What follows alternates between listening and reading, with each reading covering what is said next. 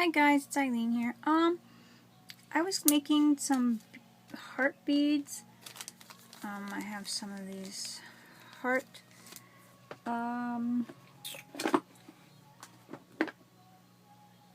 Okay. Oops. Basically, I have this case here, and this is all my bead stuff, and I have them all pre-punched and stuff. So I was working on these beads, and I wasn't sure if I made a real proper video. I made a little video on the teeny small beads, but I don't think I've showed you a video on the heart beads. So I use these heart punches, and I punch out cardboard scrap. So here's my scrap cardboard, and then I have paper that is made or decorated. This one's painted. I actually got this one in Happy Mail, and I didn't want to use it for anything other than beads because I wanted to keep what my gift of the fancy painted paper. So I was making beads out of this paper because I just, loved it. So I decided to use these for that. So I glued 4 pieces of those cardboard together, and then I use these pins to glue them all together and to hold them together to get them a little bit hard. Then I use my side cutters for, you can do either way, sideways this way or up and down. And because these ones are going to be kind of a charm, can I write? So I cut in half of my side cutters like this.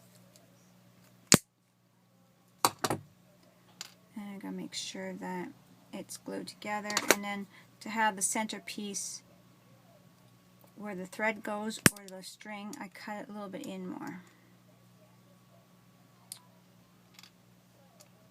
Just, don't get them mixed up. Cut more off my other end.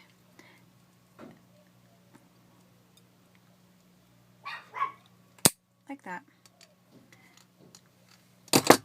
So then I have 4 glued, and I kind of made them into a smaller bit of a heart.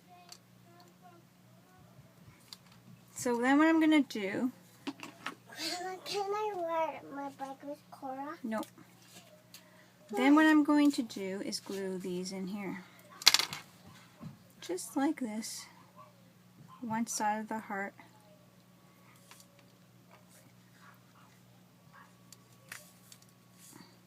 Push it to the end. The other side of my heart.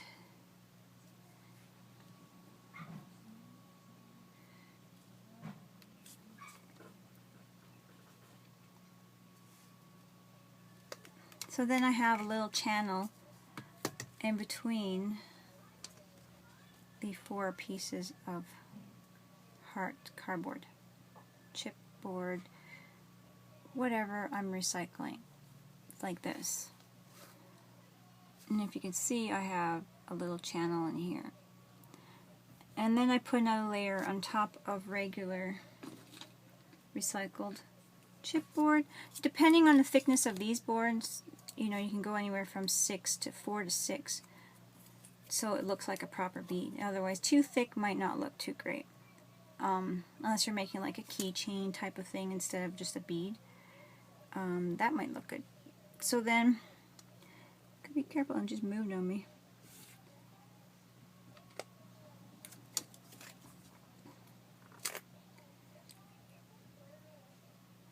Then I'm just going to add more glue here. Try to get close to the edges as possible. It's kind of hard, and it squishes over the edge and stuff. So, but I like to use a toothpick sometimes when I have this top layer on, just to make sure I put it in the center like this down the channel, and then sometimes it helps me adjust a little bit if I need to go wiggle it to adjust the channel, because it does slip around a little bit, especially when it's one side of my cardboard is kind of slick, like, you know, the outside of your cereal boxes or In this case, this was a little book box, Cora's reading books.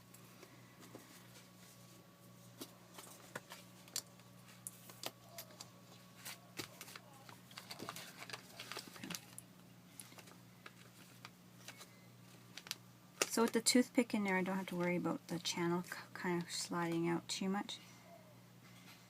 And you can see how it is. And you sand the edges down after to make them all flush. Then I like to put some glue or these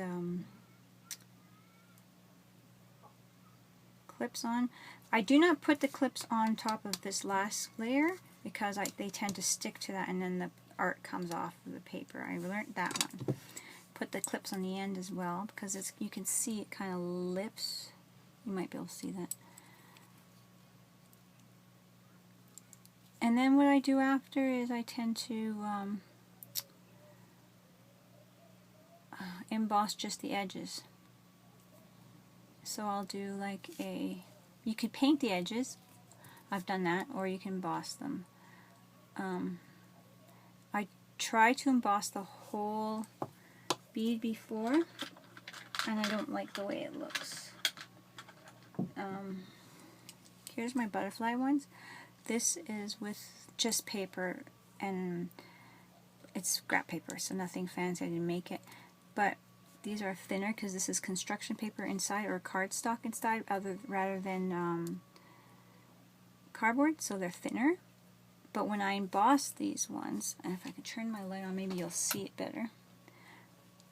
I really had to get it flat, like emboss a lot to get it flatter because it was just looking horribly bumpy. And so I found that the embossing doesn't work very well in there. But I used the gel pendant, Aleene's gel pendant. And where did I put that? Right behind this one, jewelry pendant gel, and that works perfect. So that's what I use on it. And then this one I sanded it all nice and down with my little files, and then I just put silver marker, silver Sharpie on it. So that's just Sharpie around the edges, but some of them, like these ones I have done before, I have embossed it, just the edges, with the brass. And I embossed a little print of script across it, but that's what those ones look like. I have tried to emboss the whole thing with the beads, like you do normal beads, and it does not look good. So it looks bumpy, and I don't like that look for my bead. And it takes away the nice embossing and that kind of look that I have on that one. This one's nice. This is the one I like. I will not emboss it. That was my tester, but yeah. So this is the one we just did. Okay. So I'll do another one right here quickly.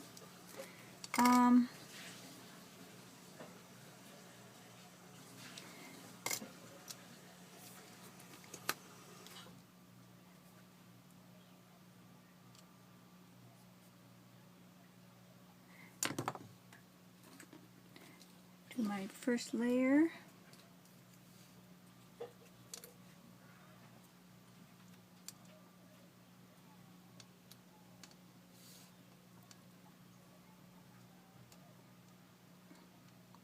So if you want the channel to be across, it's just as easy to do it that way. If you make a bigger heart, you can make a pendant right out of that. I did the larger circle disc pendants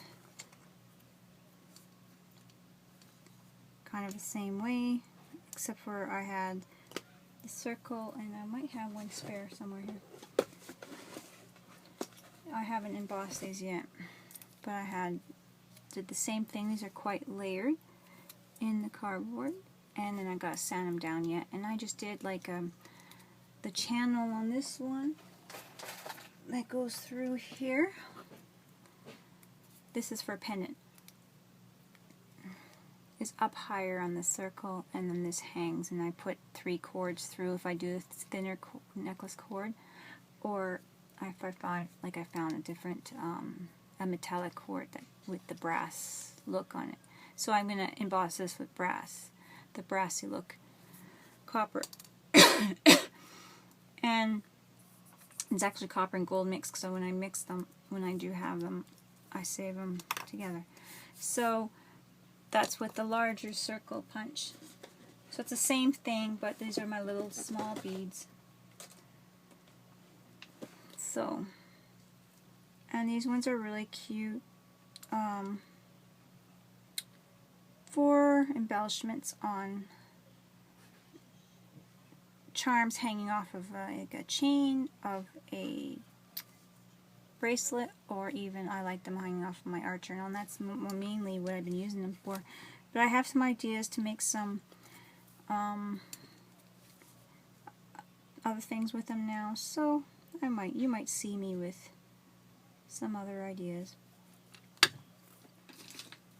But I'm really enjoying making the beads and stuff, so yeah, I'm going to continue doing that because they're fun. And even if you do a couple here and there, you don't have to do a whole bunch at once. So that's my one half, and the other half. So I'm going to let that sit for a minute there. And the circle ones here, the little beads I just showed you, these ones, I used so many of them, I only got a couple left now. These ones is this little hole punch cardboard here, and it is out of this punch, and this is from Stampin' Up, and it's in half-inch punch. Now these Stampin' Up punches punch through my scrap layered paper art. These ones don't, and I'm so sad because I can only use these on scrap paper or something thin with watercolor or whatever. Like, I can't use them on my scrap paper. So that makes me sad, but at least I have this one, and I will start buying just more, I guess, Stampin' Up, more higher quality stamps. Even the what's one that starts with the F? Flisca, or I don't know. Anyways, that brand doesn't even work through my stamp. The only one that works through my scrap papers is Stampin' Up. And my dog's barking. So with these ones, I put, usually I will go like this, clip, clip, and I'll go down the center with this.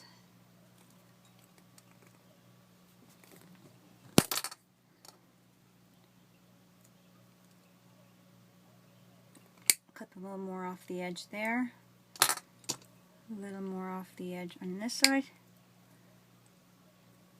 Can you see that? Or was I even in the view here? I hope so. And now I have a circle. It may not be totally centered, but that's okay. So now I will take, this is 4 pieces of instant potato boxes. For when hot days, I like to do the instant potato boxes because then you just have to boil water in the kettle and it's fast. Oops. And it works for quick, especially for my husband's quick little meals. Anyway, so I go like this, put it halfway on there. I shouldn't have put glue down the center, but I put it on all the way, but that's okay. So now I will have a channel on this one. Can you see me?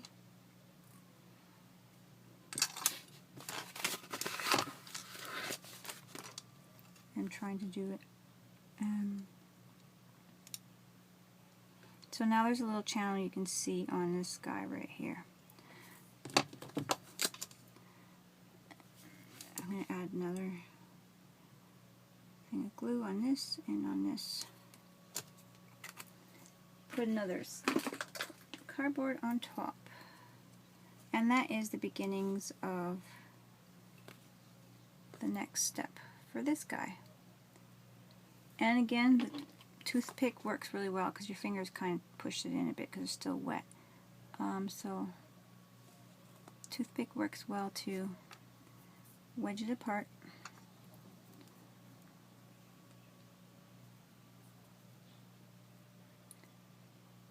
That's what I find.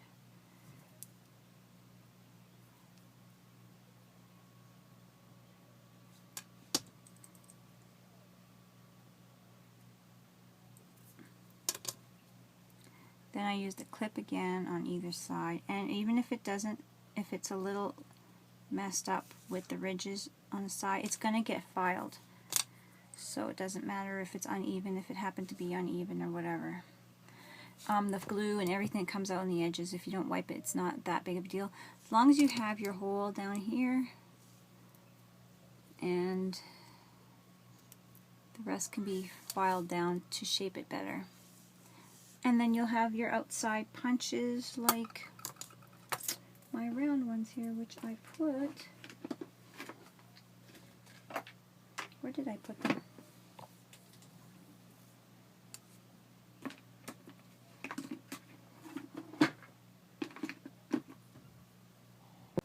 And my little rounds I put in this baggie, and this is all my scrap layered paper and a couple of HEC pieces that I didn't need and stuff like that.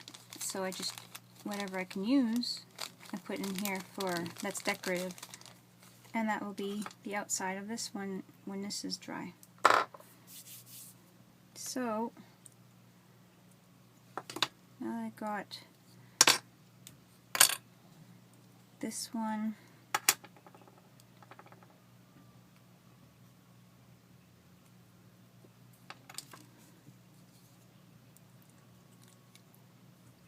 this one's quite crooked, but that's okay because I will have to sand it down. Talking doesn't do me well. Anyway, so I have this guy now.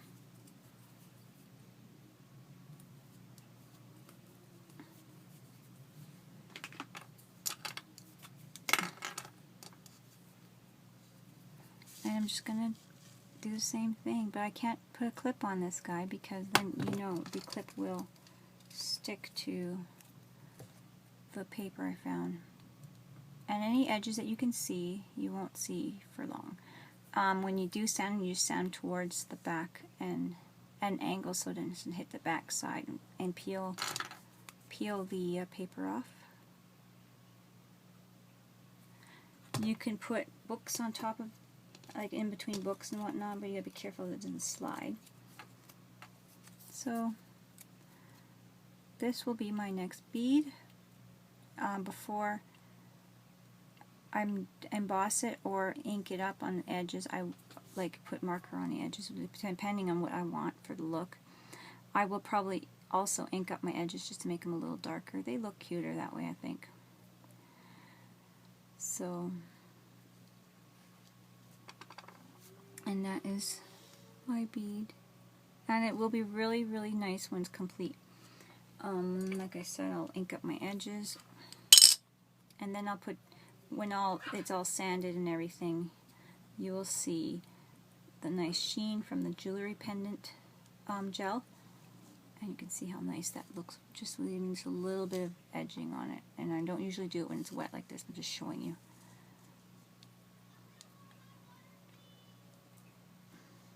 And then I would probably do the edge on these ones. I do them black on these ones. They look really cute. But you can emboss the edges, or you can do them with marker. And I like doing these ones with the marker. The Copic works well on this. One good thing about my Copic there. So that is my flat beads. And that is that for that. I also have, I'm working on smaller heart shapes. These are going to be the centers, these are going to be the outsides. They're going to be really small to work with. I'm working with my smaller butterflies, so I have scrap paper that I'm not using. And this is the outsides of the butterflies, so they're thin.